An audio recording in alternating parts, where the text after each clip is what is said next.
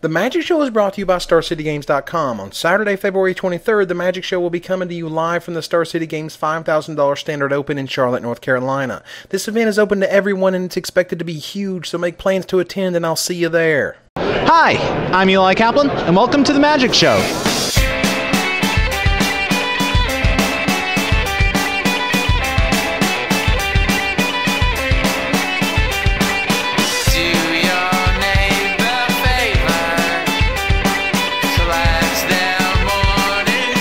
Hello everybody and welcome to another edition of the Magic Show. This week we're going to take a look at the latest top 8 deck list from the Star City Games $1,000 tournament this past weekend and see what hit, what missed, and how 2 new archetypes could be set to make out with $5 grand come February 23rd at the Star City Games Open. Let's go.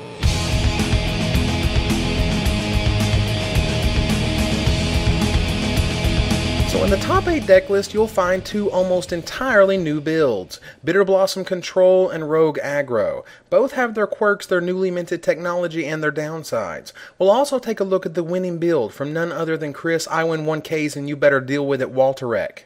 So let's get started on what makes these decks tick. The first is Bitterblossom Control. Here's that deck list. I'm a new soul, I came to this strange world hoping I could learn a bit about how to give and take.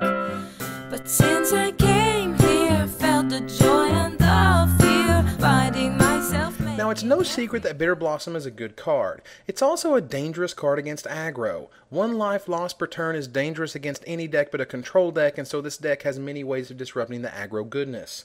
First up, it plays Apocrycite, a card that frustrates aggro players to no end. Deal with them once, deal with them for the rest of the game. There are no good or highly played effects that remove creatures from the game, and when it comes back into play as a 4/4, it tends to stick around anyway. It also plays 4 copies of Siege Gang Commander. Now this guy's been getting pretty popular as of late. He was also seen as a 4-of in both copies of the top 2 green-red big mana decks. What makes him so powerful? Well, the easiest way to explain him is the same way that my buddy Chris Millard described Profane Command when he first heard about it. It's good when you're behind and when you're ahead. That's about as good as Magic cards get sometimes, and while it's disappearing from Extended Goblins deck lists, the Commander seems to have a hold on Standard for quite some time.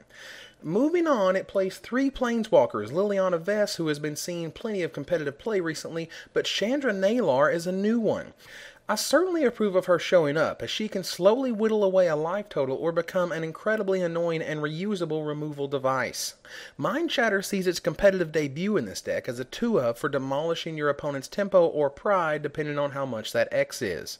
Damnation is of course a control staple, and Mind Stone gives you acceleration in both mana and cards depending on when you need it. It only runs 2 copies of Mutavault, like the winning deck did as well, and it seems to be a solid and scary control deck. So what is it lacking? Why didn't it make it to the top? We'll discuss this issue and more once we're done looking over the top decks.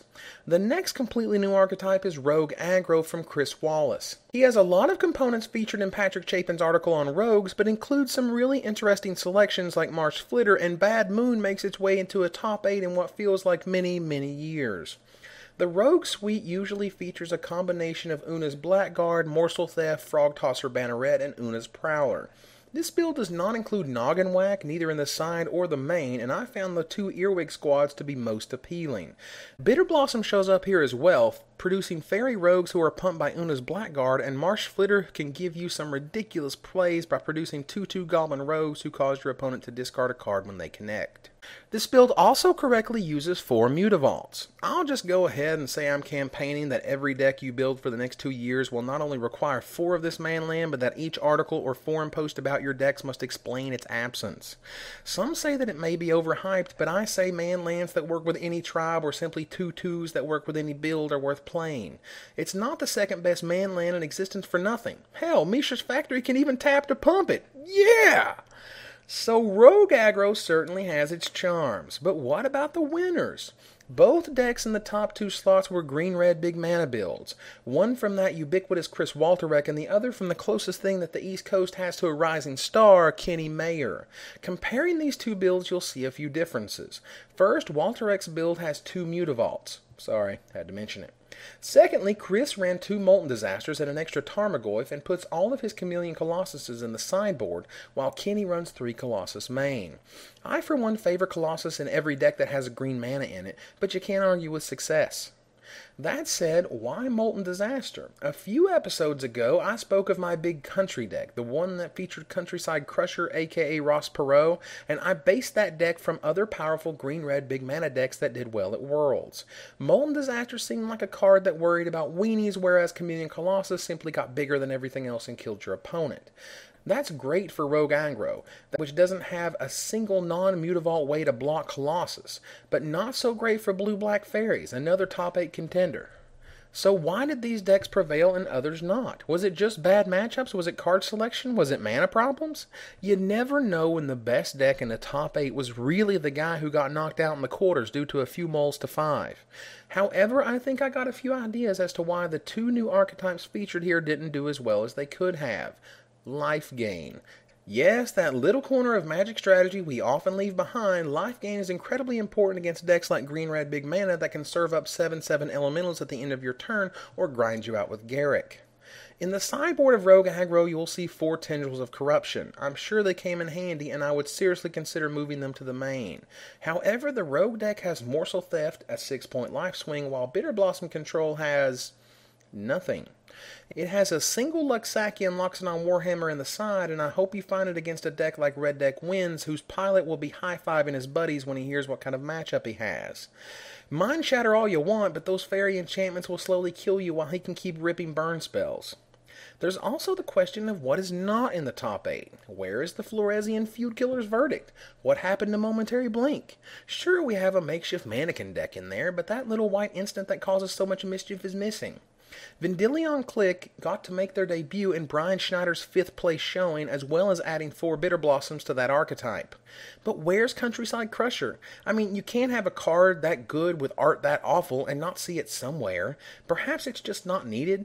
Perhaps it's for aggro loam only and no other archetypes. There's a lot to be said for old men who do powerful things, but Countryside Crusher not being here makes me wonder if it's just not found a home, or if it's not good enough, or if it's simply too hard to find.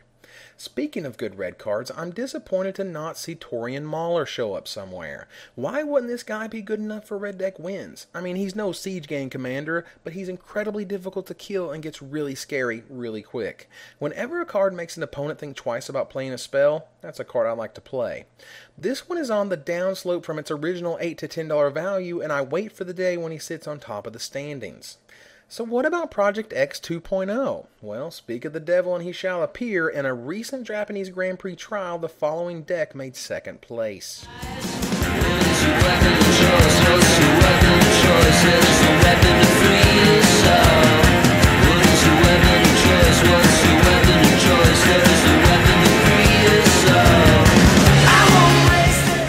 This wacky little number goes infinite in a strange way. I'll take Benjamin Peebles-Mundy's explanation and illustrate it for you. Quote, you need Mirror Entity, Body Double, Revelark, and something to loop. Let's say you start with Mirror Entity in play and Revelark and Riftwing Cloudskate in the graveyard. You play Body Double and copy Revelark. You put a large number of Mirror Entity activations for X equals 0 on the stack. The first one gives you a Revelark trigger which you use to bring back Body Double and Riftwing Cloudskate, bouncing one of their permanents. The next Mirror Entity trigger resolves, giving you another Revelark trigger. Again, you bring back Body Double and Riftwing Cloudskate. This gives you as many bounces as you had Mirror Entity activations. You could also draw your deck in the same way with Muldrifter. If you bring back Bonded Fetch over and over, you could also mill your library. Now the trick is actually explaining that to a judge. For that one, I'll leave it to you to figure out.